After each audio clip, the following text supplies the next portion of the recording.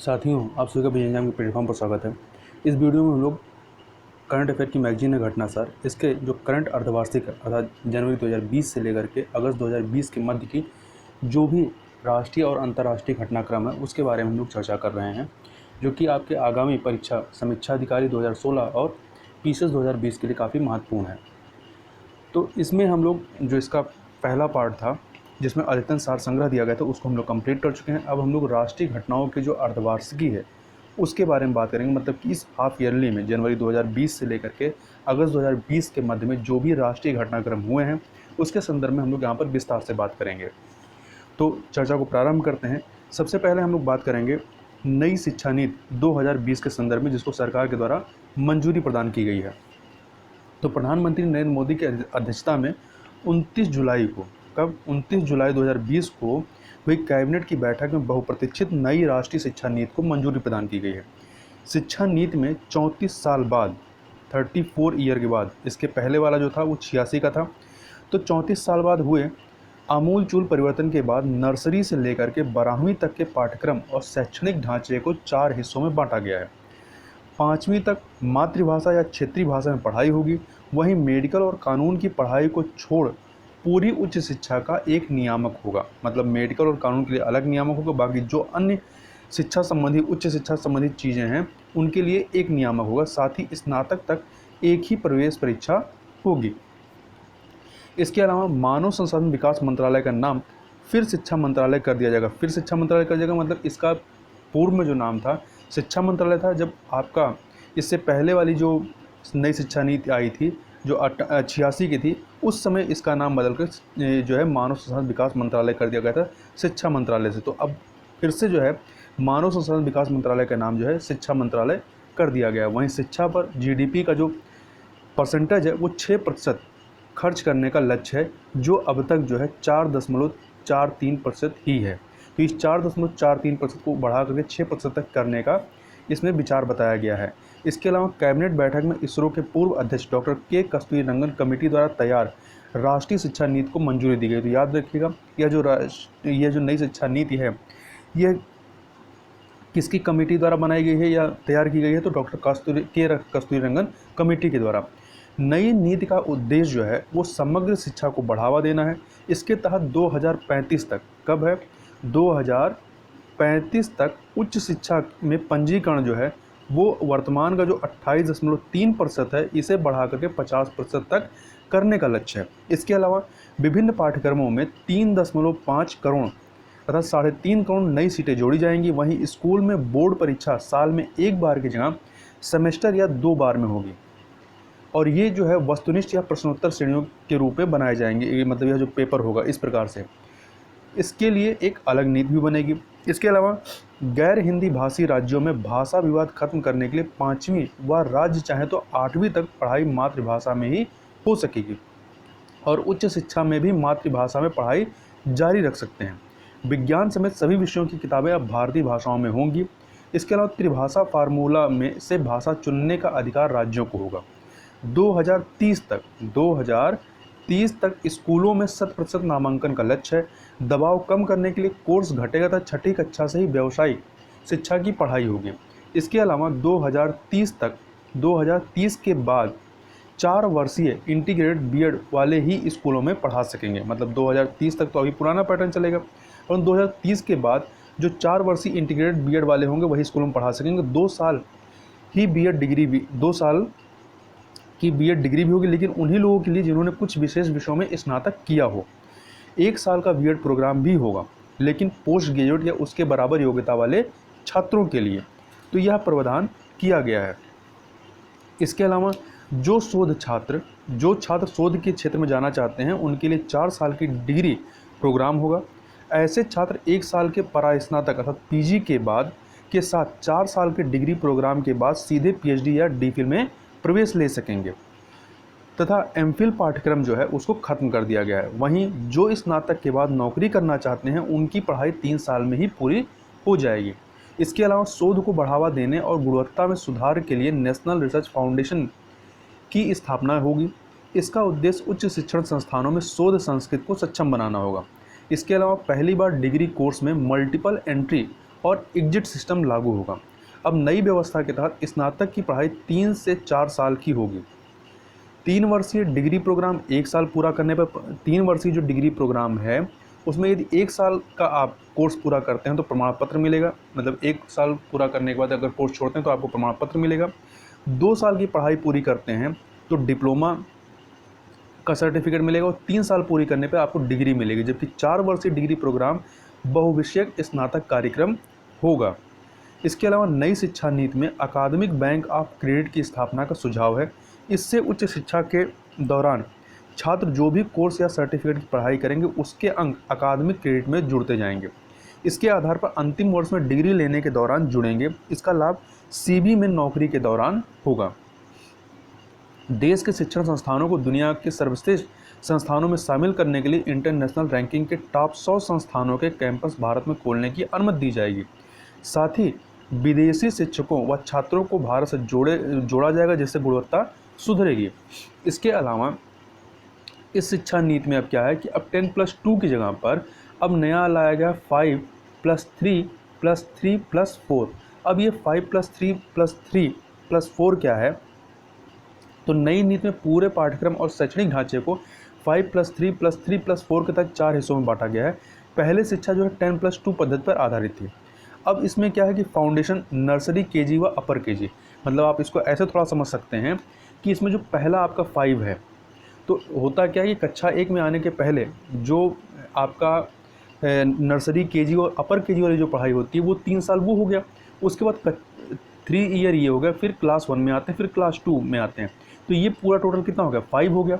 अब इस 5 में +3 ये जो है कक्षा 2 के बाद कक्षा 3, कक्षा 4 और कक्षा 5, तो कुल मिला के जब 5+3 हो गया तो यहाँ तक आप क्लास 5 में पहुँच गए।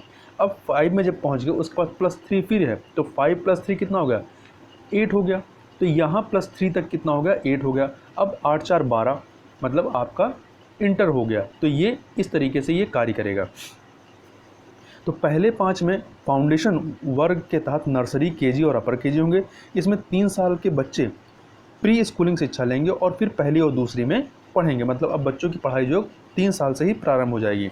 इसके अलावा एनसीईआरटी के विशेष पाठ्यक्रम में एक्टिविटी आधारित लर्निंग पर फोकस होगा तथा 3 से 8 साल तक के बच्चे इसमें कवर होंगे। दूसरा जो है आपका जो दूसरा ये 3 वाला है, इसमें क्या है कि प्राथमिक स्तर की है। पहला आपका ये फाउंडेशन स्तर की है। दूसरा ये जो 3 है इसमें ये आपका प्राथमिक है, 5+3+3+ आपका 4। तो इसमें पहला 5 जो था ये आपका फाउंडेशन था। दूसरा 3 जो है, ये जो 3 है पहला, ये आपका प्राथमिक, इसमें तीसरी, चौथी और 5वीं कक्षा तक है। तो दूसरे वर्ग में तीसरी, चौथी व 5वीं के छात्र शामिल होंगे। इसमें बच्चों को प्रयोग के माध्यम से गणित करवाई जाएगी और इसमें 8 से 11 आयु वर्ग के बच्चे शामिल होंगे। अब अगला जो 3 है ये माध्यमिक स्तर का होगा। इसमें 6वीं, 7वीं और 8वीं क्लास के बच्चे आएंगे। इस वर्ग में 6वीं, 7वीं और 8वीं कक्षा होगी और 11-14 आयु वर्ग के बच्चों को छात्रों को शामिल किया जाएगा। इसमें विषय आधारित पाठ्यक्रम पढ़ाया जाएगा। कक्षा 6 से ही क्या होगा, कौशल विकास कोर्स, अनिवार्य व्यावसायिक प्रशिक्षण की पढ़ाई होगी। इसमें 10 दिन की लोकल क्राफ्ट की इंटर्नशिप करनी पड़ेगी। अब जो लास्ट का 4 है ये क्या है, सेकेंडरी स्टेज की है। इसमें 9वीं से लेकर 12वीं तक की पढ़ाई होगी। तो चौथे वर्ग में 9वीं से लेकर 12वीं तक की पढ़ाई होगी। इसमें 14 से 18 आयु वर्ग के छात्र होंगे। तब बोर्ड की तैयारी पर फोकस होगा। विषय चुनने की आज़ादी होगी। अपने विषय के साथ साथ बहुविषयक जानकारियों को बढ़ावा दिया जाएगा इसमें, और बोर्ड परीक्षा रटने के बजाय ज्ञान बढ़ाने पर आधारित होगी, इसलिए पाठ्यक्रम कम होगा। अब हम लोग बात कर लेते हैं अगले करंट अफेयर की। तो अगला है बाघ गणना रिपोर्ट 2018। तो बाघ गणना रिपोर्ट 2018 के जो महत्वपूर्ण तथ्य हैं उनके बारे में बात करते हैं।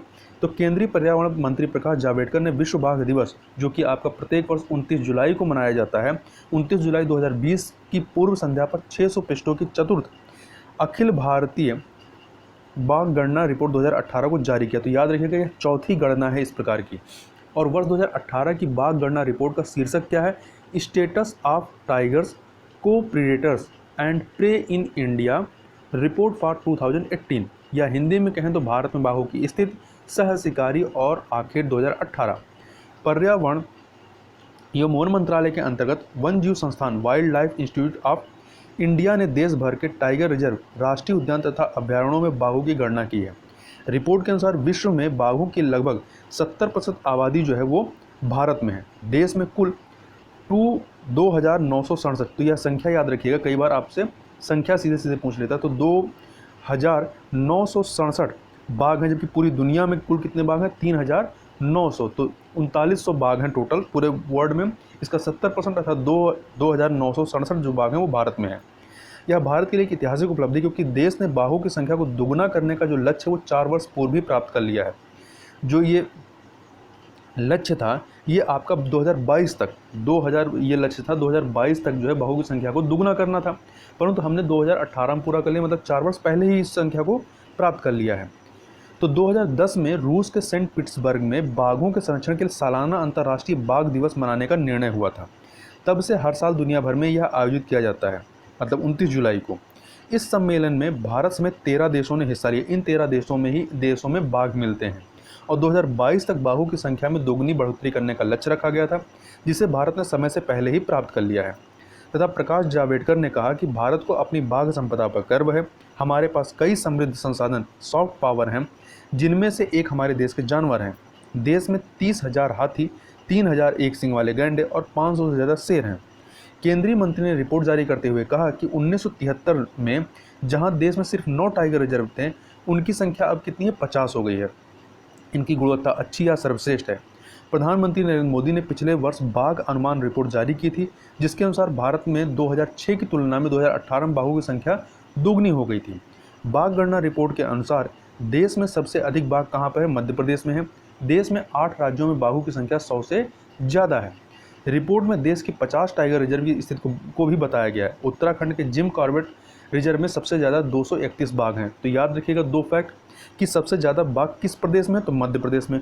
और किस टाइगर रिजर्व में सबसे ज़्यादा बाघ हैं? तो वो आपका उत्तराखंड का जो जिम कॉर्बेट टाइगर रिजर्व है वहाँ पर है सबसे ज़्यादा बाघ, 231 बाघ। अब थोड़ा सा क्रम देख लेते हैं कि सबसे ज़्यादा राज्यों का जो क्रम है कि किस क्रम में ये आते हैं, सबसे ज़्यादा कहाँ पर, उससे कम कहाँ पे है। तो सबसे ज़्यादा आपका है मध्य प्रदेश में, तो नंबर 1 पे आपका एमपी है। फिर उसके बाद दूसरे नंबर पर कर्नाटक है, तीसरे पे उत्तराखंड है, चौथे पे महाराष्ट्र है, 5वें पे तमिलनाडु है, 6ठे पे असम है, 7वें पे केरल है और 8वें पे उत्तर प्रदेश है। इन 8 राज्यों में जो है बाघों की संख्या 100 से ज़्यादा है। तो 3 क्रम तो कम से कम 3 या 4 क्रम जो है याद रखिएगा। ऊपर का पहला मध्य प्रदेश, दूसरे पे कर्नाटक, तीसरे पे उत्तराखंड, चौथे पे महाराष्ट्र। तो ये 4 क्रम भूलिएगा नहीं। इसके अलावा रिपोर्ट के अनुसार देश में 12 वर्षों में बाघों की संख्या 6% की दर से, कितने प्रतिशत की दर से? 6% की दर से बढ़ी है। 2018 के सर्वे के अनुसार 3 भौगोलिक क्षेत्रों में बाघों की संख्या दुगनी हुई है। अब ये 3 जो भौगोलिक क्षेत्र हैं कौन से हैं? ये आपका शिवालिक की पहाड़ियाँ, गंगा के मैदानों में संख्या जो 297 से बढ़कर 646 हो गई है, तथा पश्चिमी घाट क्षेत्र में 400 से 2 से बढ़ करके 981 हो गई है। और पूर्वोत्तर के पहाड़ी व ब्रह्मपुत्र के मैदानी इलाकों में 100 से 219 हो गई है। और वहीं मध्य भारत और पूर्वी घाटों में करीब 59% वृद्धि के साथ बाघों की संख्या 601 से 1033 हो गई है। पश्चिमी घाटों में संयुक्त रूप से सर्वाधिक 724 बाघ हैं। वहीं दूसरे स्थान पर उत्तराखंड और पश्चिमी उत्तर प्रदेश में 604 बाघ रहते हैं। 2011 में 1411 बाघ थे, जो 2018 में दोगुने होकर के 2,967 हो गए हैं। 2010 में 1706 और 2014 में 2,226 बाघ थे। 2014 के बाद सिर्फ 4 साल में ही 741 बाघ बढ़े हैं। इसके अलावा बांधवगढ़, बादीपुर, नागरहोल, मधुमलाई और कांजीरंगा में 100 से ज़्यादा बाघ हैं। इसके अलावा दुधवा, कान्हा, तड़ोबा, सत्यमंगल और सुंदरवन टाइगर रिजर्व में 80 से ज़्यादा बाघ मिले हैं। इसके अलावा एक फैक्ट और याद रखिएगा कि मिजोरम के डंपा और पश्चिम बंगाल के बुक्सा रिजर्व में बाघ नहीं बचे हैं। वहीं पलामू टाइगर रिजर्व में एक भी बाघ की उपस्थिति दर्ज नहीं की गई है। तो ये 3 जो टाइगर रिजर्व में यहाँ पर बाघ नहीं पाए जा रहे हैं। इसमें मिजोरम का दंपा, पश्चिम बंगाल के बुक्सा रिजर्व में यहाँ बाघ बचे नहीं। वहीं पलामू टाइगर रिजर्व में एक भी बाघ की उपस्थिति दर्ज नहीं की गई है। 2014 में संरक्षित क्षेत्रों की संख्या 692 थी, जो 2019 में बढ़कर के 860 से ज़्यादा हो गई है। साथ ही कम्युनिटी रिजर्व भी 2014 में 43 थे, जो पिछले साल बढ़ करके 100 के पार पहुंच गए हैं। देश के कुल बाघों में 55% ही बाघ संरक्षित क्षेत्र में है। शेष 35% जो हैं वो 65% बाघ संरक्षित क्षेत्र में, बाकी 35% इस क्षेत्र के या इस दायरे से बाहर है। इस कारण बाघ बाहर रहने को मजबूर हैं और आए दिन बाघ मानव संघर्ष भी बढ़ रहा है। 1970 के दशक में भारत में 2000 से भी कम बाघ बचे थे। सरकार ने 1973 में 1973 में, तो याद रखिएगा 1973 में आपका ये बाघों के संरक्षण संबंधी जो प्रोजेक्ट टाइगर है ये चलाया गया था। तो कई बार यह सन पूछता है 1973। तो इसमें प्रोजेक्ट टाइगर के तहत बाघ संरक्षण की मुहिम शुरू हुई थी। 1973 में सिर्फ 9 टाइगर रिजर्व थे जो सिर्फ 18,278 वर्ग किलोमीटर फैले थे, लेकिन अब इनकी संख्या बढ़कर 50 हो गई है, जिनका क्षेत्रफल 72,749 वर्ग किलोमीटर है। हालांकि यह अभी भारत के भौगोलिक क्षेत्र का कुल क्षेत्र का सिर्फ 2.2% हिस्सा ही है। केंद्रीय पर्यावरण राज्य मंत्री बाबुल सुप्रियो ने इस अवसर पर बताया कि बाघों की गणना के लिए 50 टाइगर रिजर्व और जंगलों में चप्पे चप्पे पर 30,000 कैमरों का जाल बिछाकर करीब 3.5 करोड़ से ज़्यादा तस्वीरें ली गई थी।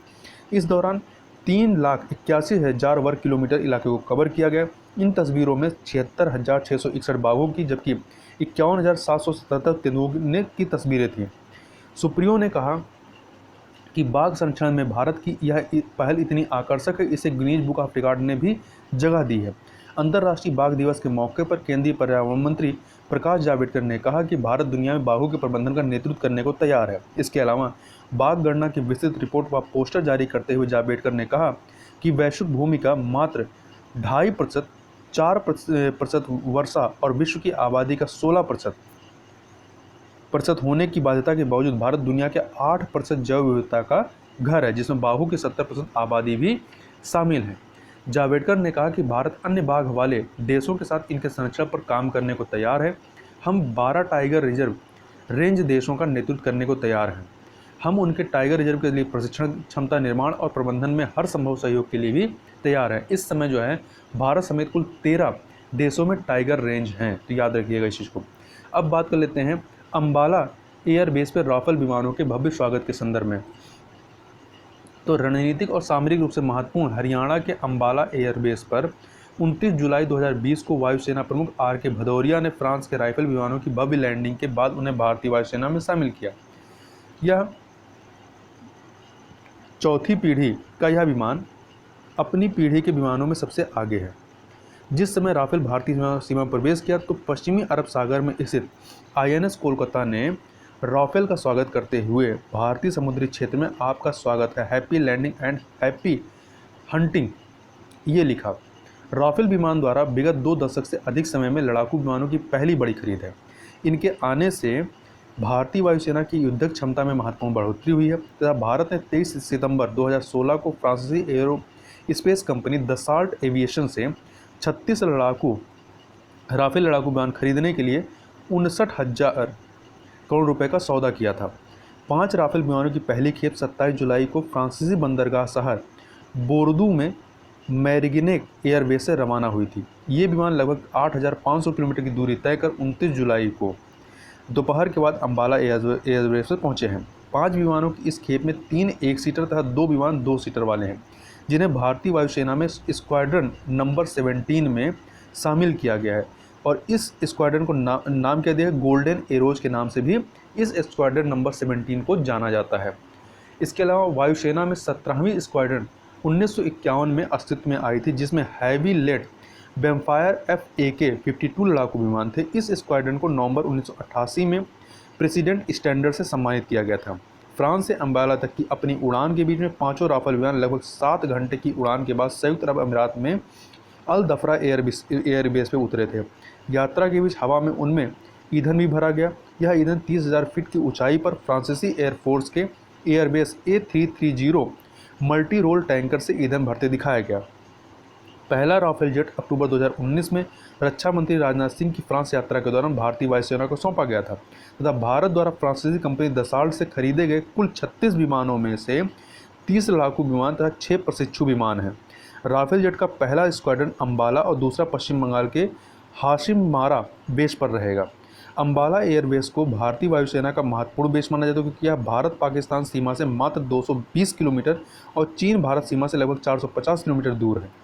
फ्रांसीसी लड़ाकू विमान राफेल चीन और पाकिस्तान के दोहरे मोर्चे पर सीधी लड़ाई में तो निर्णायक साबित हो ही सकता है, साथ ही वह गैर पारंपरिक युद्ध में भी छिपकर वार कर रहे दुश्मन की माद में घुसकर उसे नष्ट करने की ताकत भी रखता है। आतंकवाद, मिलिशियावार या गृह युद्ध से प्रभावित सीरिया, लीबिया, इराक, अफगानिस्तान में ऐसी छद्म लड़ाइयों में राफेल अचूक निशानों से अपना दमखम दिखा चुका है। अब राफेल में लगी घातक मिसाइलों की बात कर लें तो इसमें मीका मिसाइल है। तो राफेल में कम और मध्यम दूरी तक मार करने वाली मीका मिसाइल भी है। यह किसी भी मौसम में सटीक निशाना साधने के लिए जानी जाती है। दुश्मन का ड्रोन या विमान इसकी नज़र से बच नहीं सकता है। कुल 110 किलो वजन और ध्वनि की गति से 4 गुना तेज है।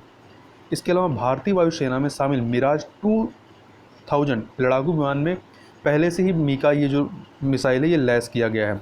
रेंज इसकी जो है 500 मीटर से लेकर 80 किलोमीटर तक है। यह बेहद करीब से दुश्मन पर हमला कर सकती है। अगला है मेंटायर।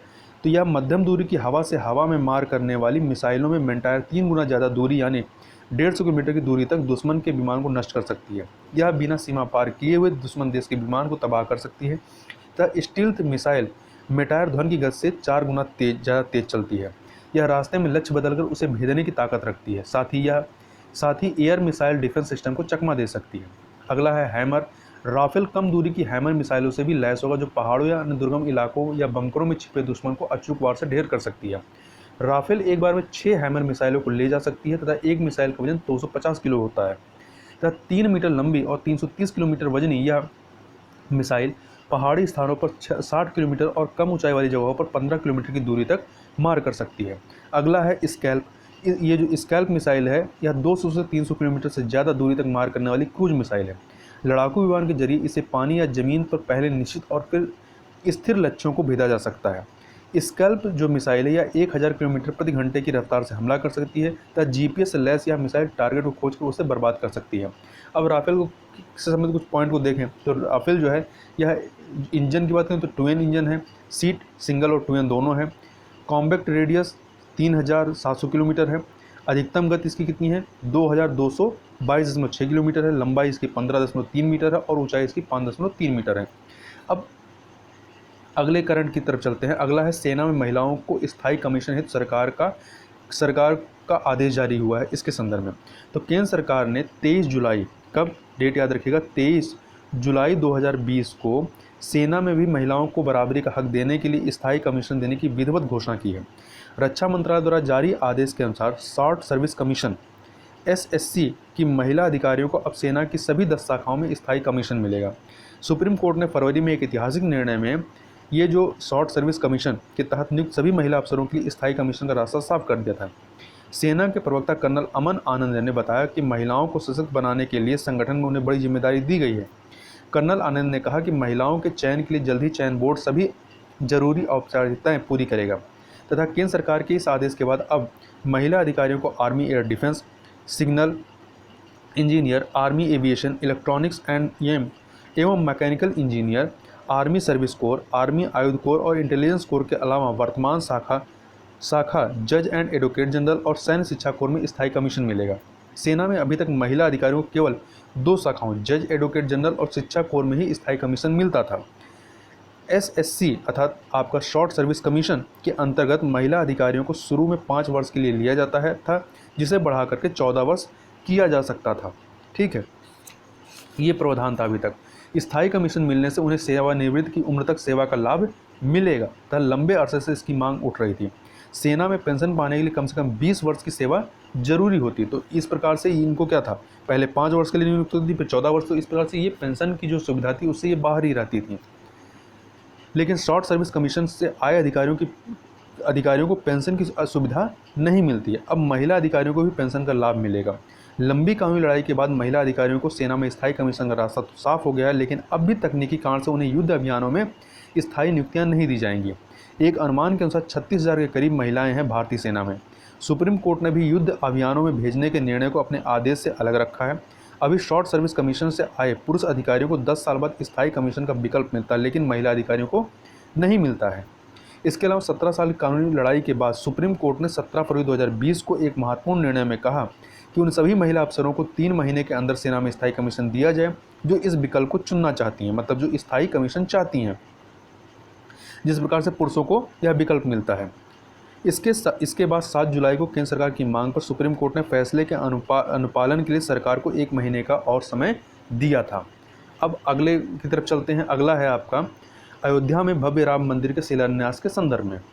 तो उत्तर प्रदेश के अयोध्या में भव्य राम मंदिर का शिलान्यास 5 अगस्त, तो डेट याद रखिएगा, 5 अगस्त 2020 को दोपहर 12:15 पर प्रधानमंत्री नरेंद्र मोदी के हाथों किया जाएगा, मतलब कर दिया गया है। श्री राम जन्मभूमि तीर्थ क्षेत्र ट्रस्ट, इस ट्रस्ट का नाम याद रखिएगा, श्री राम जन्मभूमि तीर्थ क्षेत्र ट्रस्ट की अयोध्या में 18 जुलाई 2020 को हुई बैठक में राम मंदिर निर्माण के लिए 3 या 5 अगस्त को भूमि पूजन करने पर सहमत बनी थी। ट्रस्ट की इस बैठक में मंदिर के विस्तार का भी निर्णय लिया गया। लिए गए निर्णय के तहत मंदिर का मॉडल तो बिहिप का ही रहेगा, लेकिन अब मंदिर में 3 की जगह 5 गुंबद होंगे तथा मंदिर की नींव में टाइम कैप्सूल भी डाला जाएगा। यह कैप्सूल मंदिर की नींव में 200 फीट नीचे डाला जाएगा। इसे कालपत्र कहा जा रहा है। इस कालपत्र में जो जानकारी डाली जाएगी उसे ताम्रपत्र पर लिखकर डाला जाएगा तथा मंदिर के डिजाइन में विस्तार से उसकी ऊंचाई 128 फीट से बढ़कर 161 फीट हो जाएगी तथा ट्रस्ट की बैठक में यह भी निर्णय लिया गया है कि राम जन्मभूमि परिसर स्थित करीब 12 प्राचीन जर्जर मंदिरों को गिराया जाएगा। आगे चलते हैं। अगला है भारत और यूरोपीय संघ के बीच 15वीं शिखर बैठक के बीच में कौन सी बैठक हुई? 15वीं शिखर बैठक हुई है, उसके संदर्भ में भारत और यूरोपीय संघ के मध्य में। तो 27 देशों के समूह यूरोपीय संघ और भारत के बीच 3 वर्ष बाद 15 जुलाई 2020 को वीडियो कॉन्फ्रेंस के माध्यम से 15वीं शिखर बैठक का आयोजन किया गया। इस शिखर बैठक में भारत का प्रतिनिधित्व जहां प्रधानमंत्री नरेंद्र मोदी ने किया, वहीं यूरोपीय संघ का नेतृत्व यूरोपीय परिषद के अध्यक्ष चार्ल्स मिशेल तथा यूरोपीय आयोग के अध्यक्ष उर्सुला बोन दी लियेन ने किया। 15वें सम्मेलन में दोनों पक्ष व्यापार, निवेश, नवीकरणीय ऊर्जा में सहयोग बढ़ाने और मुक्त व्यापार समझौते को दिशा देने को उच्च स्तरीय बातचीत जारी रखने पर सहमत हुए हैं। पीएम नरेंद्र मोदी ने इस दौरान कहा कि भारत और ईयू अर्थात आपका यूरोपीय यूनियन जो है नेचुरल पार्टनर हैं और राजनीतिक रिश्तों को और संवारने के लिए प्रतिबद्ध हैं। भारत और यूरोपियन यूनियन के बीच 2025 तक के लिए, कब तक के लिए? 2025 तक के लिए तय हुए रोड मैप में हिंद व प्रशांत महासागर में शांति, स्थिरता व सुरक्षा को बढ़ाने और मुक्त समुद्री क्षेत्र में स्वतंत्रता का पोषण करने पर सहमत बनी है। दोनों पक्ष इस दिशा में काम करेंगे। इसके अलावा अंतरिक्ष, स्वास्थ्य, खाद्य सुरक्षा, अनुसंधान और नवोन्मेष व जलवायु परिवर्तन की चुनौतियों की दिशा में भी दोनों पक्ष साथ कार्य करेंगे। इसके अलावा ईरान और अफगानिस्तान सहित अन्य क्षेत्रीय हितों वाले मुद्दों पर भी यूरोपियन यूनियन भारत के साथ होगा। यूरोपीय संघ भारत में पुणे और भोपाल मेट्रो रेल परियोजनाओं में 55 करोड़ यूरो का निवेश करेगा। तो यह फैक्ट महत्वपूर्ण है कि यूरोपीय संघ जो है कहाँ पर निवेश करेगा? तो पुणे और भोपाल मेट्रो रेल परियोजनाओं में। इसके अलावा दोनों पक्षों के बीच संतुलित और महत्वाकांक्षी व्यापार समझौता broad based trade and investment agreement, जिसको शॉर्ट में हम लोग क्या कहते हैं? बीटा कहते हैं। तो बीटा को लेकर के बातचीत अगले कुछ दिनों में शुरू हो जाएगी। तो इसका पूरा नाम है brand based trade and investment agreement अर्थात शॉर्ट में बीटा। 2007 में लॉन्च हुए इस एग्रीमेंट, यह जो बीटा एग्रीमेंट 2007 में लॉन्च हुआ था, इस एग्रीमेंट में दोनों के बीच कुछ जरूरी मुद्दों पर विवाद है। 2013 में से बीटा पर बात भी नहीं हो रही है, लेकिन अब इस मुद्दे को हल करने की प्रक्रिया जल्द शुरू होगी। शिखर बैठक में दोनों पक्षों ने चीन का नाम लिए बिना यह भी कहा कि वह हिंद महासागर और प्रशांत महासागर में शांति व स्थिरता बनाए रखने और इन समुद्री इलाकों की सुरक्षा और समुद्री कानून का पालन सुनिश्चित करने के लिए मिलकर काम करेंगे। इसके अलावा महामारी के मौजूदा दौर में जब चीन से कई देश दूरी बनाने लगे हैं और वैश्विक सामरिक समीकरण में बदलाव के संकेत मिलने लगे हैं, तब भारत द्वारा शक्तिशाली यूरोपीय संघ के साथ सामरिक रिश्ता और गहरा करने की अहमियत पहले से भी और अधिक महसूस की जा रही है। गौरतलब है कि दोनों पक्षों के बीच सन 2000 में सामरिक साझेदारी का रिश्ता स्थापित हुआ था यूरोपियन यूनियन और भारत के बीच में। फिर नियमित तौर पर सालाना शिखर बैठकें होती रहीं, पर हाल में उदासीनता के कारण शिखर बैठकें नहीं हुई। तो यही वजह है कि 3 साल बाद ये शिखर बैठक हो रही है। फिर भी 20 साल में दोनों पक्षों के बीच 15 शिखर बैठकें हो चुकी हैं।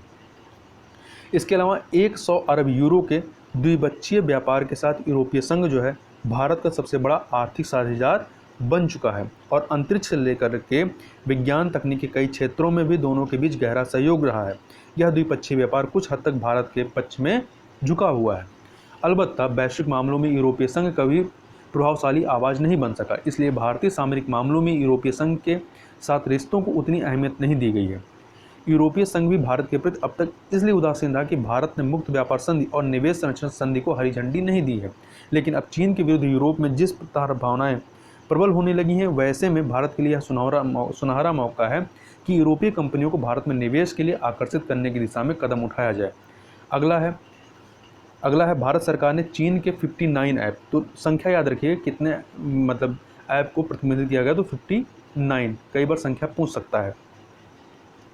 तो भारत चीन सीमा पर 15-16 जून 2020 की मध्य रात में हुई हिंसक संघर्ष के बाद भारतीय जनमानस में चीन के विरुद्ध व्याप्त जनाक्रोश तथा चीनी उत्पाद के बहिष्कार की मांग के बीच इलेक्ट्रॉनिक और सूचना प्रौद्योगिकी मंत्रालय द्वारा भारत सरकार ने 29 जून 2020 को चीन के 59 मोबाइल ऐप को प्रतिबंधित करने की घोषणा की है।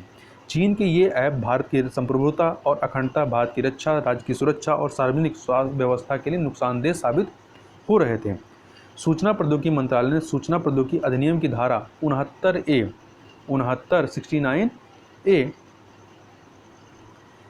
के अंतर्गत दी गई सूचना प्रौद्योगिकी जनता द्वारा सूचना के उपयोग को अवरुद्ध करने की प्रक्रिया एवं सुरक्षा उपाय नियम 2009 से संबंधित प्रावधानों के तहत दी गई शक्तियों का प्रयोग कर खतरों की उभरती प्रकृति को देखते हुए 59 ऐप को प्रतिबंधित करने का निर्णय लिया गया। तो याद रखिए किस नियम या किस धारा के तहत, तो सूचना प्रौद्योगिकी अधिनियम की धारा 69A के तहत।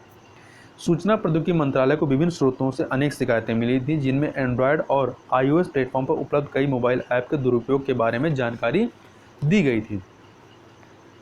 ऐप का प्रयोग करने वाले उपयोगकर्ताओं के डेटा को अनधिकृत तरीके से उन सर्वरों पर प्रसारित करने में किया जा रहा था जो देश के बाहर स्थित हैं। इन आंकड़ों का संकलन और इनकी माइनिंग एवं प्रोफाइलिंग उन तत्वों द्वारा किया जा रहा था जो राष्ट्रीय सुरक्षा और भारत की रक्षा के लिए खतरनाक है। तो ये जो 59 ऐप हैं, इसमें आपका टिकटॉक है, शेयर इट है, KY है, UC ब्राउज़र है, ये सब जो हैं ड्यू बैटरी सेवर है, हेलो लाइकी है, यू कैन मेकअप है। तो इस तरह के जो 59 ऐप थे उनको बैन किया गया है। उल्लेखनीय कि प्रतिबंधित किए गए चीनी ऐप्स के भारतीय विकल्प भी ऐप्स स्टोर व प्ले स्टोर पर उपलब्ध हैं। टिकटॉक को टक्कर देने के लिए स्वदेशी मित्रों ऐप व चिंगारी ऐप अच्छे विकल्प बताए जा रहे हैं। 59 चीन ऐप्स पर प्रतिबंध के बाद भारत सरकार ने 26 जुलाई 2020 को चीन के 47 और ऐप्स पर प्रतिबंध लगा दिया है। तो पहले 59 पे लगाया गया था, उसके बाद 47 पे लगा दिया गया और 47 पे, तो सभी 47 ऐप्स जो हैं पहले से बैन हुए 59 ऐप्स के क्लोन और लाइट वर्जन है। इस तरह भारत सरकार ने चीन के कुल अगर देखा जाए तो 106 ऐप्स को भारत में प्रतिबंधित किया था। पहले 59 को किया था, फिर 47, तो कुल टोटल हो गए 106। अब बात कर लेते हैं अगले करंट अफेयर की। तो अगला है जो आपका म्यांमार के राष्ट्रपति की भारत यात्रा के संदर्भ में। तो म्यांमार के राष्ट्रपति जिनका नाम क्या है, यू विन मिंट, नाम क्या है, यू विन मिंट, एक उच्च स्तरीय शिष्टमंडल के साथ 26 से 29 फरवरी 2020 तक भारत की सरकारी यात्रा पर रहे। राष्ट्रपति रामनाथ कोविंद से मुलाकात के दौरान दोनों देशों ने ऊर्जा, परिवहन, डिजिटल कनेक्टिविटी, पर्यटन तथा विरासत प्रबंधन जैसे महत्वपूर्ण क्षेत्रों में साझेदारी बढ़ाने पर बल दिया। भारत ने म्यांमार के तामू में पहले चरण के रूप में आधुनिक एकीकृत चेक पोस्ट के निर्माण के लिए अपनी प्रतिबद्धता दोहराई है। तो याद रखिए कहाँ पर, भारत ने म्यांमार के तामू में पहले चरण के रूप में आधुनिक एकीकृत जो चेक पोस्ट है उसके लिए निर्माण की प्रतिबद्धता दोहराई है। दोनों देशों ने 7 अप्रैल 2020 को कोरोना प्रकोप से स्थगित तथा 7 अप्रैल 2020 तक इम्फाल और मांडले के बीच एक समन्वित बस सेवा शुरू करने से संबंधित सहमति पत्र का स्वागत किया है। अब ये क्या, कोरोना प्रकोप से इसको स्थगित कर दिया गया है। यह समझौता दोनों देशों के बीच 18 फरवरी 2020 को हुआ था, जिस पर मांडले एक्सप्रेस कंपनी लिमिटेड और भारत की 7 सिस्टर हॉली डच कंपनी लिमिटेड ने हस्ताक्षर किए थे। दोनों देशों ने 2012 में हस्ताक्षरित समझौते के अनुसार सीमा हाटों की स्थापना का कार्य शुरू करने पर सहमति व्यक्त की है। इसके अलावा भारत और म्यांमार ने विभिन्न क्षेत्रों में 10 समझौतों पर, कितने समझौतों पर, तो 10 समझौतों पर हस्ताक्षर किए हैं, जिसमें तस्करी के शिकार लोगों के प्रत्यावर्तन, त्वरित प्रभाव परियोजनाओं, लकड़ी की तस्करी रोकने और बाघों और अन्य वन्य जीवों के संरक्षण पर सहयोग, संचार तथा पेट्रोलियम उत्पादों से संबंधित समझौते शामिल हैं। राखीगढ़ प्रांत के विकास, स्कूलों, सड़कों, जल आपूर्ति प्रणालियों और सौर ऊर्जा प्रणालियों के निर्माण संबंधी ज्ञापन समझौते पर भी हस्ताक्षर किए गए हैं। अब अगला जो है बात कर लेते हैं भारत चीन के बीच गलवान घाटी में हिंसक झड़प के बाद बने युद्ध जैसे हालात जो है वो अब टल गए हैं, उसके संदर्भ बात कर लेते हैं। तो लद्दाख स्थित गलवान घाटी, तो गलवान घाटी कहाँ, तो ये लद्दाख में है। तो लद्दाख स्थित गलवान घाटी में भारत और चीन के सैनिकों के बीच हुई हिंसक झड़प के बाद सीमा पर बने युद्ध जैसे हालात जुलाई 2020 के पहले सप्ताह तक सामान्यीकरण की ओर अग्रसर दिखे। LAC पर, लाइन ऑफ एक्चुअल कंट्रोल पर, शांति और स्थिरता के लिए दोनों देशों के बीच सैन्य और कूटनीतिक स्तर पर हुई कई दौरों की वार्ता के बाद चरणबद्ध तरीके से सेना को पूरी तरह हटाने और 3 किलोमीटर का बफर जोन बनाने पर सहमत हुई है।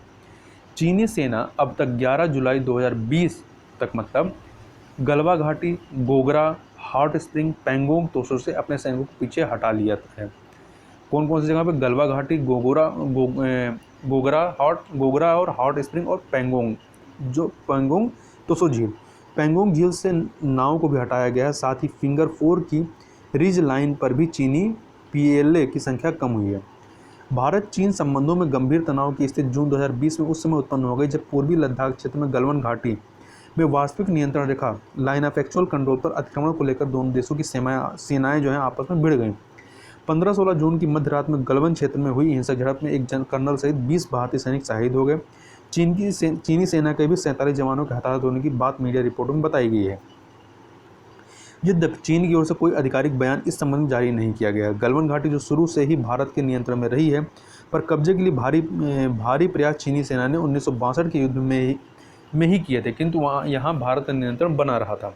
हाल ही में 5 मई 2020 को भी चीनी पीपुल्स आर्मी ने इस क्षेत्र में घुसपैठ की थी तथा उसके पश्चात चीन ने इसे अपना क्षेत्र बताना शुरू कर दिया था। इस मुद्दे पर दोनों देशों के वरिष्ठ सैन्य कमांडरों की बैठक भी 6 जून को हुई थी, जिसमें दोनों देशों की सेनाएं वास्तविक नियंत्रण रेखा से पीछे हटने को सहमत हो गई थी। इसके बाद की सोची समझी योजना के तहत चीनी सैनिकों ने समझौते का उल्लंघन 15-16 जून की रात्रि में किया। 15-16 जून 2020 की रात में दोनों सेनाओं के बीच की झड़प मुख्यतः पत्थरबाजी तथा लाठी डंडों के द्वारा हुई थी। शून्य से भी नीचे के तापमान वाले इस क्षेत्र में हुई झड़प में शहीद हुए भारतीय सैनिक बिहार रेजिमेंट के थे। इनका नेतृत्व तेलंगाना के कर्नल संतोष बाबू कर रहे थे और जो स्वयं भी इस संघर्ष में शहीद हो गए। अब हम लोग बात कर लेते हैं भारत और नेपाल के बीच सीमा विवाद के संदर्भ में। तो भारत व नेपाल के बीच सीमा विवाद जो है मई 2020 में उस समय पुनः शुरू हुआ जब नेपाल ने अपना नया राजनीतिक मानचित्र जारी किया, जिसमें तिब्बत, चीन व नेपाल की सीमा से सटे भारतीय क्षेत्रों कौन कौन से, कालापानी, लिपुलेख व लिम्पी याथुरा सहित 372 वर्ग किलोमीटर क्षेत्र को नेपाल का हिस्सा बताया गया। तो इनमें जो 3 मुख्य क्षेत्र कौन से, कालापानी, लिपुलेख और लिम्पियाधुरा है। इस नक्शे को नेपाली मंत्रिपरिषद द्वारा 18 मई 2020 को तथा नेपाली संसद द्वारा जून 2020 को मंजूरी के पश्चात सार्वजनिक किया गया। हालिया विवाद के कारण 8 मई 2020 को उत्तराखंड के लिपुलेख से धाराचूला मार्ग को जोड़ते हुए 80 किलोमीटर लंबी सड़क का निर्माण था, जिसका उद्घाटन भारतीय रक्षा मंत्री श्री राजनाथ सिंह ने किया था, जिस पर नेपाल ने आपत्ति जताई थी। इस मामले में भारतीय राजदूत को तलब कर नेपाली विदेश मंत्रालय ने अपना ज्ञापन भी उन्हें 11 मई को सौंपा था। नेपाल का दावा है कि महाकाली नदी का पूरा क्षेत्र उसकी सीमा में आता है, जबकि भारतीय विदेश मंत्रालय ने लिपुलेख को भारतीय सीमा क्षेत्र बताते हुए कहा था कि इसी मार्ग से पहले भी मानसरोवर यात्रा होती रही है। सीमा विवाद का यह मामला नेपाल की संसद में भी उठा तथा नेपाली प्रधानमंत्री KP शर्मा ओली ने कालापानी, लिपियाधुरा व लिपुलेख को नेपाली क्षेत्र बताते हुए कहा कि उन्हें वापस लेने के लिए मजबूत कूटनीतिक कदम उठाए जाएंगे। उसके बाद नक्शे को कानूनी मान्यता दिलाने के लिए नेपाल के कानून मंत्री द्वारा एक विधेयक 31 मई 2020 को नेपाली संसद में पेश किया गया। कालापानी, लिपियाधुरा व लिपुलेख के संबंध में भारत व नेपाल के बीच विवाद काफ़ी पुराना था। दोनों ही देश इसे अपने अधिकार क्षेत्र में होने का दावा करते रहे हैं। नेपाल ने इस संबंध में वर्ष 1816 में हुई सुगौली की संधि, जो नेपाल और अंग्रेजों के मध्य में हुई थी, प्रथम आंग्ल नेपाल युद्ध के बाद, तो संगौली की संधि का उल्लेख किया है। वहाँ के विदेश मंत्रालय के अनुसार इस संधि के तहत काली नदी, जिसको महाकाली के नाम से भी जानते हैं, कि पूर्व के सभी क्षेत्र जिसमें लिपियाथुरा, कालापानी और लिपुलेख शामिल हैं, नेपाल का अभिन्न हिस्सा है। भारत इसे उत्तराखंड के पिथौरागढ़ जिले का हिस्सा मानता है। ठीक है, नेपाल उसे अपना मानता है और भारत इसे उत्तराखंड के पिथौरागढ़ जिले का हिस्सा मानता है। 1816 की सुगौली की संधि एंग्लो नेपाली युद्ध के बाद ब्रिटिश भारत और नेपाल के बीच संपन्न हुई थी। इस संधि में महाकाली नदी को नेपाल की पश्चिमी सीमा के रूप में परिभाषित किया गया था, जिसके अनुसार काली नदी के पूर्व में पड़ने वाले क्षेत्र पर नेपाल के अधिकार को मान्यता दी गई थी। भारतीय विदेश मंत्रालय ने नेपाल के नवीन राजनीतिक मानचित्र को पूर्णतः कृत्रिम तथा भारत के लिए अस्वीकार बताया है। अक्टूबर 2019 में जम्मू कश्मीर तथा लद्दाख के केंद्रशासित प्रदेश के रूप में अस्तित्व में आने के बाद 2 नवंबर 2019 को भारत सरकार ने एक नवीन मानचित्र जारी किया। इसमें काला पानी को भारतीय क्षेत्र के रूप में दिखाया गया। यहीं से विवाद शुरू हुआ है। अब थोड़ा सा काला पानी विवाद के बारे में थोड़ा सा और देखें तो काला पानी उत्तराखंड के पिथौरागढ़ जिले के पूर्वी हिस्से में स्थित एक क्षेत्र है, जो उत्तर में चीन के तिब्बत स्वायत्त क्षेत्र के साथ अपनी सीमा साझा करता है। तो याद रखिए कि इसकी सीमा नेपाल और तिब्बत के साथ भी जुड़ती है। वहीं पूर्व और दक्षिण में इसकी सीमा नेपाल से लगती है। यह क्षेत्र, जो लगभग 37,000 हेक्टेयर भूमि में फैला है, भारत और नेपाल के बीच का सबसे बड़ा क्षेत्रीय विवाद है। आगे चलते हैं। अगला एक बात करते हैं, भारत से बाहर दुनिया का पहला योग विश्वविद्यालय अमेरिका में स्थापित किया जाएगा। तो इसके बारे में अन्य चीज़ों को देखें तो भारत के बाहर दुनिया के पहले योग विश्वविद्यालय का उद्घाटन अमेरिका के लॉस एंजल्स में 23 जून 2020 को किया गया। कब किया गया? 23 जून, जबकि 21 जून को योग दिवस होता है। विश्व योग दिवस 21 जून को होता है और 23 जून को इसका उद्घाटन किया गया। इस योग विश्वविद्यालय का नाम स्वामी विवेकानंद योग विश्वविद्यालय रखा गया है। स्वामी विवेकानंद योग अनुसंधान संस्थान बेंगलुरु के चांसलर डॉक्टर HR नागेंद्र, क्या नाम है? डॉक्टर HR नागेंद्र को इस योग विश्वविद्यालय के पहले अध्यक्ष के रूप में नामित किया गया है। यह विश्वविद्यालय उन पाठ्यक्रमों को उपलब्ध कराएगा जो वैज्ञानिक सिद्धांतों और आधुनिक अनुसंधान दृष्टिकोणों को प्राचीन भारतीय योग पद्धति से जोड़ते हैं। इसके अलावा विश्वविद्यालय के वर्ष 2020 सेमेस्टर की पहली कक्षा जो है 24 अगस्त 2020 से शुरू होगी। इसके अलावा योग में ऑनलाइन मास्टर कार्यक्रम भी विश्वविद्यालय द्वारा चलाया जाएगा। अगला बात कर लेते हैं भारत के पहले सार्वजनिक EV electric vehicle charging plaza का दिल्ली में उद्घाटन के संदर्भ में। तो केंद्रीय विद्युत नवीन और नवीकरणीय ऊर्जा मंत्री RK सिंह द्वारा 20 जुलाई 2020 को नई दिल्ली के चेम्सफोर्ड क्लब में भारत के पहले सार्वजनिक EV इलेक्ट्रिक वाहन चार्जिंग प्लाजा का उद्घाटन किया है। इस इलेक्ट्रिक वाहन या जो ये EV है प्लाजा को भारत में ई-मोबिलिटी को सर्वव्यापी सुविधाजनक बनाने के लिए नई दिल्ली नगर पालिका परिषद के सहयोग से energy efficiency services limited EESL द्वारा स्थापित किया गया है। भारत के इस पहले सार्वजनिक EV चार्जिंग प्लाजा में 5 विभिन्न विशेषताओं वाले इलेक्ट्रॉनिक वाहन चार्जर लगाए गए हैं, जो उपभोक्ताओं के लिए इलेक्ट्रिक वाहनों की चार्जिंग समस्या का समाधान और सरल बना देंगे। अगला है बेंगलुरु एयरपोर्ट AWMS अवाम्स तकनीक स्थापित करने वाला देश का पहला एयरपोर्ट बन गया है। कौन सी तकनीक है? AWMS। अब आप इसको अपने हिसाब से उच्चारण इसका कर सकते हैं, AWMS। तो बेंगलुरु इंटरनेशनल एयरपोर्ट लिमिटेड अपने नए रनवे के दोनों छोरों पर स्वदेशी रूप से विकसित एविएशन वेदर मॉनिटरिंग सिस्टम, जिसको शॉर्ट में AWMS कहते हैं, स्थापित करने वाला भारत का पहला हवाई अड्डा बन गया। कौन है? Bengaluru international airport limited. इस नई तकनीक को बेंगलुरु स्थित नेशनल एरोस्पेस लेबोरेटरी जो नॉल है इसके द्वारा विकसित की गई है। इसके अलावा बेंगलुरु इंटरनेशनल एयरपोर्ट लिमिटेड में 4 दृष्टि ट्रांसोमीटर को भी स्थापित किया है, जिन्हें नाल द्वारा लाइव रनवे विजिबिलिटी रेंज के लिए भारतीय मौसम विभाग के साथ मिलकर के अलग से विकसित किया गया है। तथा aviation weather monitoring system AWMS sensor जो है, इसका सेंसर 10 मीटर के मास्ट पर स्थापित किया गया है, जो कि नॉल मतलब नेशनल एरोस्पेस लेबोरेटरी द्वारा डिजाइन किया गया अपनी तरह का पहला सेंसर है। अब बात कर लेते हैं भारत के पहला लाइकेन पार्क या कवक पार्क के बारे में। तो उत्तराखंड के वन विभाग द्वारा उत्तराखंड के पिथौरागढ़ जिले में कुमायूं के मनुष्यारी में देश का पहला लाइकेन या कवक पार्क विकसित किया गया है। लाइकेन हिमालय में 5000 मीटर की ऊंचाई पर उगने वाला महत्वपूर्ण प्रजातियों में से एक है। ये प्रदूषण के स्तर के सबसे अच्छे जैव इंडिकेटर माने जाते हैं। ठीक है, ये प्रदूषण के स्तर के सबसे अच्छे जैव इंडिकेटर माने जाते हैं, ये जो लाइकेन या कवक होते हैं। इन जुरासिक कालीन लाइकेन प्रजातियों का प्रयोग भोजन, इत्र, रंजक और पारंपरिक दवाओं में किया जाता है। लगभग 2 एकड़ भूमि में फैले इस कवक पार्क में कवक की 80 से अधिक प्रजातियां हैं। उत्तर तथा उत्तराखंड में लाइकेन की 600 से अधिक प्रजातियां पाई जाती हैं। लाइकेन पार्क स्थापित करने का उद्देश्य विभिन्न कवक प्रजातियों के वितरण, उनके निवास, उनके रूपात्मक और शारीरिक पहलुओं के बारे में अध्ययन करना है। उत्तराखंड में देश के इस पहले कवक पार्क को 27 जून 2020 को लोगों के लिए खोला गया है। और कवक की बात करें तो कवक एक प्रकार की वनस्पति है जो पेड़ों के तनों, दीवारों, चट्टानों और मिट्टी में पनपता है। इसको आप जहाँ पानी वगैरह गीला रहता है वहाँ आप हरा हरा देख सकते हैं। ये कई रंग के और आकार में मिलते हैं। मेनली आपको जो पानी होने के बाद दिखेंगे वो हरे रंग के दिखाई पड़ेंगे और ये पृथ्वी पर मौजूद सबसे पुराने जीवित चीज़ों में से एक है। अब बात करते हैं भारत में सबसे बड़ी तितली के बारे में।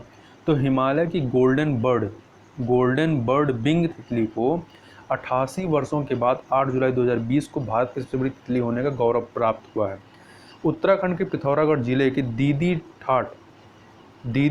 ठाठ कस्बे में 194 मिलीमीटर पंखों वाली मादा गोल्डन बर्ड विंग तितली पाई गई, जबकि 106 मिलीमीटर पंखों वाले नर गोल्डन बर्ड विंग तितली शिलांग के बानखर तितली संग्रहालय में मौजूद है, पहले से मौजूद है। ठीक है, तो जो सबसे बड़ा है वो अभी कौन सा है आपका, ये मादा गोल्डन बर्ड विंग तितली है जो कि कितनी लंबी है, 194 मिलीमीटर की है।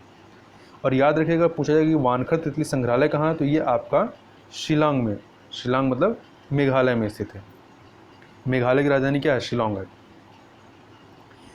तथा 2 नई तितली प्रजाति की खोज की गई है। जून 2020 में अरुणाचल प्रदेश के वैज्ञानिकों द्वारा 2 नई तितली प्रजातियों की खोज की गई है। इस खोज के साथ देश में तितली प्रजातियों की संख्या बढ़कर के 1327 हो गई है।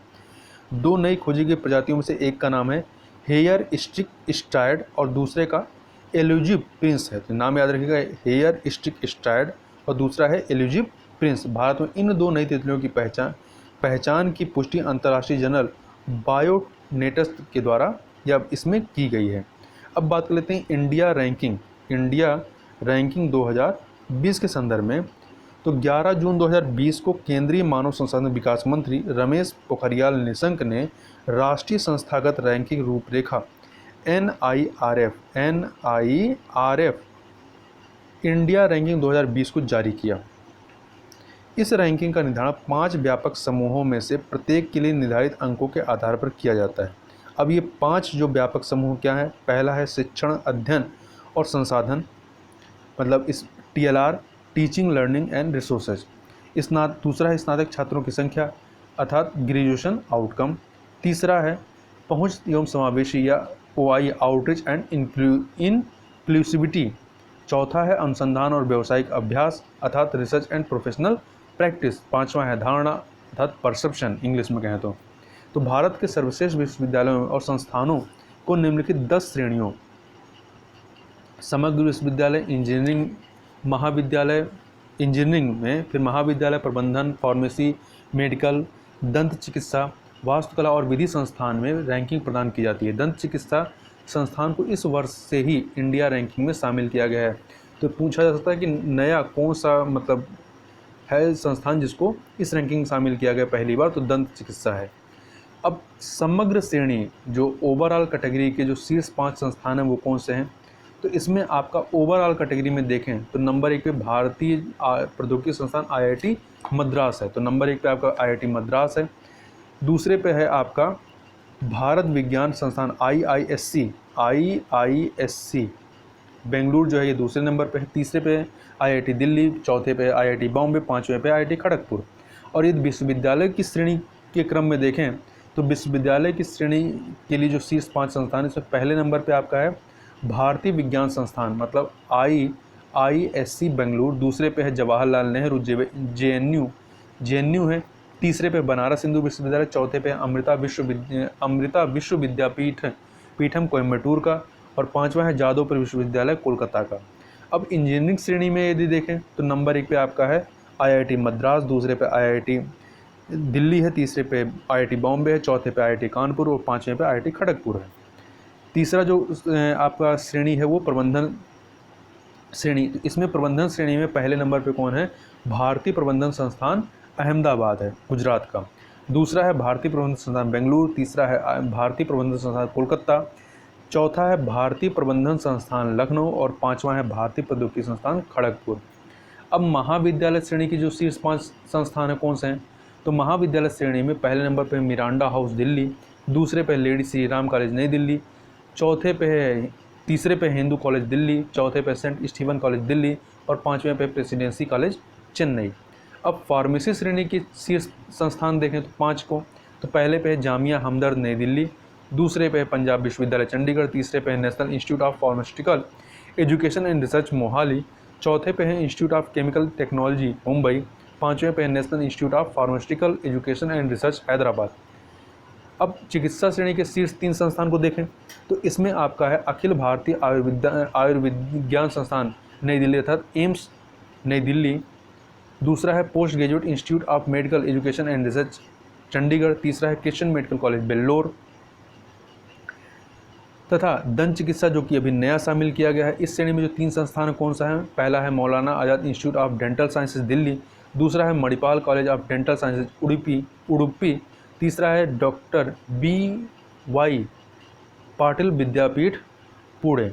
और विधि की श्रेणी के अगर 3 से संस्थान देखें तो इसमें आपका है पहला national law school of India university Bengaluru, दूसरा है नेशनल लॉ यूनिवर्सिटी नई दिल्ली, तीसरा है national university of law Hyderabad. और वास्तुकला श्रेणी के जो शीर्ष 3 संस्थान हैं उनकी बात करें तो इसमें आपका है पहले पे भारत प्रौद्योगिकी संस्थान खड़गपुर, दूसरे पे भारतीय प्रौद्योगिकी संस्थान रुड़की, तीसरे पे राष्ट्रीय प्रौद्योगिकी संस्थान कालीकट। अब इसके आगे हम लोग बात करते हैं कचरा मुक्त शहरों की 2019-20 की स्टार रैंकिंग के संदर्भ में या स्टार रेटिंग के संदर्भ में।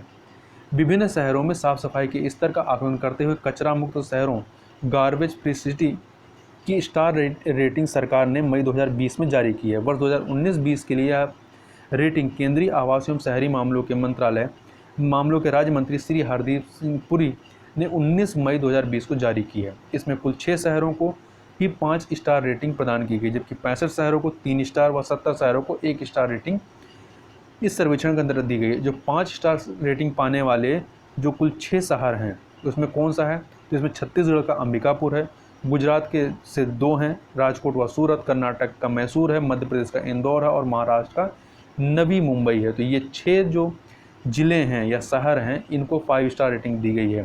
केवल 6 ही ऐसे शहर हैं जिनको 5 स्टार रेटिंग मिली है, छत्तीसगढ़ का अंबिकापुर, गुजरात के राजकोट व सूरत, कर्नाटक का मैसूर, मध्य प्रदेश का इंदौर और महाराष्ट्र का नवी मुंबई। जिन 65 शहरों को 3 स्टार रेटिंग प्रदान की गई उनमें छत्तीसगढ़ सर्वाधिक जो है 34 शहर वो आपका महाराष्ट्र के हैं, छत्तीसगढ़ के 9 शहर हैं जिसमें ठीक है, और मध्य प्रदेश के 10 शहर हैं और गुजरात के 5, आंध्र प्रदेश के 2 तथा हरियाणा झारखंड व पंजाब के 1-1 शहर इसमें शामिल हैं। इसके अतिरिक्त चंडीगढ़ व दिल्ली जो 3 स्टार रेटिंग पाने वाले शहरों में शामिल हैं। उत्तर प्रदेश, बिहार व राजस्थान किसी भी शहर को 3 स्टार रेटिंग प्राप्त नहीं हुई, तो 5 स्टार तो छोड़ ही दीजिए, उत्तर प्रदेश में किसी को 3 स्टार रेटिंग भी नहीं मिली है। तो उत्तर प्रदेश, बिहार और राजस्थान तीनों की कंडीशन एक ही जैसी है। उत्तर प्रदेश के 6 शहर अलीगढ़, गजरौला NPP, झांसी, गाजियाबाद, लखनऊ और नोएडा 1 स्टार रेटिंग पाने वाले 70 शहरों में शामिल हैं। तो इनको 1 स्टार रेटिंग मिली है, मतलब सबसे घटिया रेटिंग मिली है। तो याद रखिएगा उत्तर प्रदेश के 6 शहरों को जो है 1 स्टार रेटिंग दी गई है, जो 70 शहर टोटल पूरे भारत में है। तो अलीगढ़ है, गजरौला NPP है, झांसी है, गाजियाबाद, लखनऊ व नोएडा है। तथा 1 स्टार रेटिंग पाने वाले शहरों में छत्तीसगढ़ के 5 व हरियाणा का 1 शहर जो है कि अतिरिक्त दिल्ली कैंट भी शामिल है। तथा स्वच्छता रेटिंग की इस दौड़ में देश के 1435 शहरी निकाय अर्बन लोकल बॉडीज शामिल किए गए थे तथा प्रारंभिक आकलन के पश्चात इनमें से 698 शहरों को चुना गया, जिनमें से 141 को ही रेटिंग प्रदान की गई है। अब थोड़ा सा बात कर लेते हैं विशाखापत्तनम के एक संयंत्र में जो गैस रिसाव हो, उस गैस रिसाव के बारे में बात कर लेते हैं। तो आंध्र प्रदेश के विशाखापत्तनम जिले में स्थित एक कारखाने में 6 से 7 मई या तारीख याद रखिएगा 6-7 मई 2020 की मध्यरात में एक औद्योगिक दुर्घटना के तहत गैस लीक होने से आसपास के गांवों के 2000 से अधिक लोग प्रभावित हुए। दक्षिण कोरिया की LG कैम की RR वेंकटपुर गांव स्थित अनुषंगी company LG polymer India limited से लीक हुई स्टायरिन गैस। तो नाम याद रखिएगा कौन सी गैस लीक हुई थी, तो स्टायरिन गैस लीक हुई थी। स्टायरिन गैस लीक हुई थी। इसका रिसाव उस समय हुआ जब अधिकांश लोग सो रहे थे। गैस प्रभाव के चलते लोगों को सांस लेने में परेशानी जैसी दिक्कतें महसूस हुई, जिससे कई लोग तो नींद में ही बेहोश हो गए। कृत्रिम रबर व रेजिन बनाने में प्रयोग की जाने वाली स्टायरीन गैस अधिक जहरीली नहीं होती तथा अधिक सूंघने पर ही उससे मृत्यु हो सकती है। एलजी पॉलीमर्स प्लांट से गैस का रिसाव यद्यपि 7 मई को प्रातः ही रोक लिया गया था तथा अब 11 लोगों की मौत 7 मई तक हो चुकी थी तब बड़ी संख्या में लोग अस्पताल में भर्ती थे। लॉकडाउन के कारण यह प्लांट काफ़ी दिनों से बंद था तथा 7 मई को सुबह से ही इसे खोला जाना था। इससे पहले ही इसकी रेफ्रिजरेशन यूनिट में रिसाव हो गया तब प्लांट के 5 किलोमीटर के दायरे में आने वाले 5 गाँव के लोग इस रिसाव से प्रभावित हुए। विशाखापट्टनम पुलिस ने एलजी पॉलीमर्स प्लांट के विरुद्ध आपराधिक मामला दर्ज किया है जिसमें गैर इरादतन हत्या व लापरवाही से मौत की धारणाएं जोड़ी गई हैं। आंध्र प्रदेश के मुख्यमंत्री वाईएस जगनमोहन रेड्डी ने दुर्घटना में मारे गए लोगों के आश्रितों को 1-1 करोड़ रुपए की सहायता राशि प्रदान करने की घोषणा 7 मई 2020 को की है तथा हिंदुस्तान पॉलीमर्स प्लांट में गैस रिसाव की इस घटना ने 36 वर्ष पुरानी भोपाल गैस त्रासदी की यादों को पुनः ताज़ा कर दिया। भोपाल में 2-3 दिसंबर 1984 की मध्य रात में यूनियन कार्बाइड के संयंत्र से मिथाइल आइसोसाइनेट गैस की रिसाव से 3000 से अधिक लोगों की मृत्यु हुई। तो याद रखिएगा, जो आपका भोपाल गैस त्रासदी है वो 2-3 दिसंबर 1984 का है। वहाँ पे जो गैस लीक होती है या निकलती है वो कौन सी थी? मिथाइल आइसोसाइनाइड था। ठीक है, मिथाइल आइसोसाइनेट था। और यहाँ पे जो गैस है लीक हुई है वो आपकी स्टायरीन गैस है। तो इतनी चीज़ें याद रखिएगा। इसके अलावा बात कर लेते हैं सुंदरवन में रॉयल बंगाल टाइगर्स की संख्या में वृद्धि के बारे में बात कर लेते हैं। तो पश्चिम बंगाल के वन मंत्रालय के आंकड़ों सुंदरवन क्षेत्र में रॉयल बंगाल टाइगर्स की संख्या में 8 की वृद्धि हुई। कितने की वृद्धि हुई है? 8 की वृद्धि 2019-20 के दौरान दर्ज की गई है। 2019-20 की गणना में सुंदरवन में इनकी संख्या 96 पाई गई। कितनी पाई गई? 96 पाई गई है। जबकि एक वर्ष पूर्व 2018-19 की गणना में यह संख्या जो थी कितनी थी? 88 थी। ठीक है, तो 8 की वृद्धि हुई है। 2019-20 की यह गणना 2 चरणों में की गई थी। इसका पहला चरण 16 दिसंबर 2019 से 13 जनवरी 2020 के दौरान और दूसरा चरण 22 जनवरी 2020 से 19 फरवरी 2020 को संपन्न हुई। गणना के आंकड़े मंत्रालय द्वारा 7 मई 2020 को जारी किए गए हैं तथा 2585 वर्ग किलोमीटर क्षेत्र में फैले सुंदरवन मैंग्रोव क्षेत्र में सुंदरवन टाइगर रिजर्व के अतिरिक्त 24 परगना या दक्षिण डिवीजन शामिल हैं। नवीनतम गणना के आंकड़ों के अनुसार गिनती किए गए 96 टाइगर्स में से 24 परगना क्षेत्र में 73 सुंदरवन टाइगर रिजर्व में 73 ये टाइगर्स हैं। ठीक है, जो सुंदरवन टाइगर रिजर्व वहाँ पे 73 हैं। ज्ञात हो कि केंद्र सरकार के वन मंत्रालय की 2018 की बाघ गणना रिपोर्ट में देश भर में बाघों की कुल संख्या 2967 आकलित की, जिनमें से 88 बाघ जो है सुंदरवन में बताए गए हैं। तो यह थी सुंदरवन रॉयल बंगाल टाइगर की संख्या में वृद्धि के संदर्भ में। तो इतनी चीज़ें जो हम लोगों ने इस वीडियो में देखी, इससे आगे भी अभी जो है आपका राष्ट्रीय जो अर्धवार्षिकी हम लोग पढ़ रहे हैं, इसके संदर्भ में अभी और भी कई सारी जो राष्ट्रीय घटनाओं के संदर्भ में बात करनी है, तो उसको हम लोग नेक्स्ट वीडियो में करेंगे। तो इस वीडियो में बस इतना ही। मिलते हैं नेक्स्ट वीडियो, तब तक के लिए बहुत बहुत धन्यवाद।